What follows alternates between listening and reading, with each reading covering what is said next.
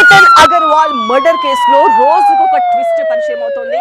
అయితే ఇక్కడ నిందితుడిగా ఉన్న చేతన్ సియా సోదరుడికి క్రికెట్ లో పరిచయం అయ్యాడు అని తెలుస్తోంది. సియా సోదరుడిని 10 గంటల పాటు ప్రశ్నించారు పోలీసులు.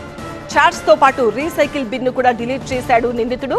డిలీట్ చేసిన డేటా రికవరీ కోసం రంగంలోకి ఫోరెన్సిక్ టీం కూడా దిగింది. హత్యకు ముందు రోజు కెఫేలో గంట పాటు రహస్యంగా భేటీ అయ్యారు. సిట్ డౌన్ సిగ్నల్ తో కేతన్ ను లోయలోకి నెట్టారా? మర్డర్ స్పాట్ లో లేను అంటున్నాడు చేతన్. సియా ప్రేమ విషయం కుటుంబానికి ముందే తెలుసా అన్న ప్రశ్నలు కూడా వస్తున్నాయి. డిలీట్ చేసిన చాట్స్ రికవరీతో కేసులో మరిన్ని ట్విస్టులు ఉండబోతున్నాయి. కేతన్ అగర్వాల్ హత్య కేసులో రోజుకో కొత్త ట్విస్ట్ వెలుగులోకి వస్తోంది. ఈ కేసులో మరొక కీలక లింక్ బయటపడింది. సహ నిందితుడు చేతన్ చౌదరి సియా సోదరుడు సాహిల్ తో క్రికెట్ ఆడేవాడు అని పోలీసులు గుర్తించారు.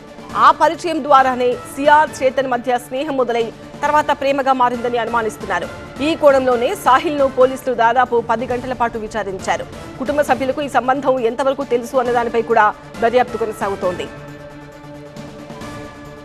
డిజిటల్ ఆధారాలు ఇప్పుడు కేసులో అత్యంత కీలకంగా మారాయి. జూన్ 18 హత్యకు ముందు తర్వాత ఇద్దరు తమ వాట్సాప్ చాట్స్, ఇన్స్టాగ్రామ్ మెసేజ్లు మాత్రమే కాదు రీసైకిల్ బిన్ లోని డేటాను కూడా డిలీట్ చేసినట్టు పోలీసులు గుర్తించారు.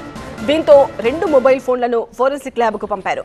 అంతేకాదు జూన్ 17న పూణేలోని ఒక కెఫేలో గంట పాటు జరిగిన సమావేశంపై కూడా పోలీసులు ప్రత్యేక దృష్టి పెట్టారు. అక్కడే హత్యకు తుది ప్రణాళిక సిద్ధమైందా అనే కోణంలో సీసీటీవీ ఫుటేజ్, డిజిటల్ ఆధారాలు పరిశీలిస్తున్నారు. దర్యాప్తులో మరో ఆసక్తికర అంశం కూడా బయటపడింది. లోహగఢ్ కోటపై ముందే నిర్ణయించిన ప్రదేశానికి చేరుకున్న తర్వాత సియా కూర్చోవడమే సంకేతం అని ఆ సిగ్నల్ అందుకున్న చేతన్ వెనుక నుంచి వచ్చి కేతన్ ను లోయలోకి నెట్టాడని పోలీసులు చెప్తున్నారు. మరోవైపు చేతన్ సంఘటనా స్థలంలోనే లేను అని చెప్పినా విచారణలో చేతన్ నిజాలు దాస్తున్నాడని పోలీసులు అనుమానిస్తున్నారు. ఫోరెన్సిక్ రిపోర్ట్ ఇప్పుడు కీలకం కానుంది. హత్య కేసులో అసలు కుట్ర ఎంతకాలం నుంచి సాగిందనే విషయంపై కీలక ఆధారాలుగా మారే అవకాశం ఉందని దర్యాప్తు అధికారులు భావిస్తున్నారు.